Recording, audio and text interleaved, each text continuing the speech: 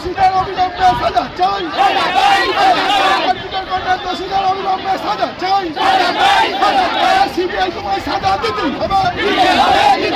CBI তোমায় সাজা দিতেই হবে, বিজেপি দোষীদের অবিলম্বে সাজা পেতে হবে।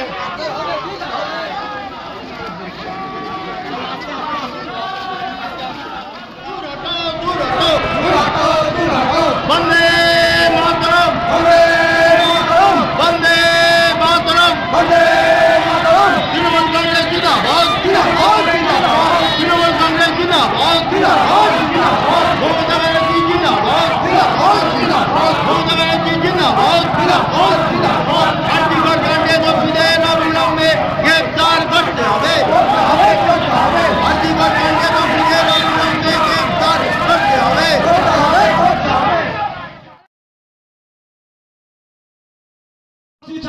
আমরা চাই মাননীয় মুখ্যমন্ত্রী মমতা বন্দ্যোপাধ্যায় বলেছেন এবং আইন পাস করে আমরা বিধানসভায় আইন পাস করে আমরা যেন 10 দিনের ভেতরে আমরা যারা দোষী হবে এই ধর্ষণ কেসে তাদের যেন ফাঁসি হয়। কিন্তু কেন্দ্র সরকার চাইতে আইন তো আমরা পাস করতে দেব না,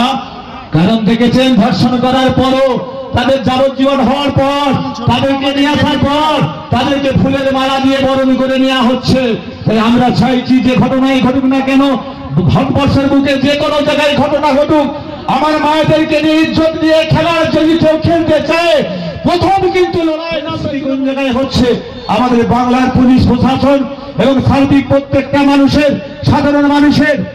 কথা শোনে এবং কাজ করে। বলুন আমাদের জামালপুর থানায় অত্যন্ত সাধারণ মানুষ, আপনার থানায় গিয়ে আপনার কোনো আপনার সুবিচার পাননি এরকম কিন্তু আপনি পাবেন না, কিন্তু আপনাদেরকে ভাবতে হবে মিথ্যে করে আমাদের রাজ্য পুলিশকে যাতে কালিমালিপ্ত করা যায় তার যে চক্রান্ত, সেই আপনাদের সামনে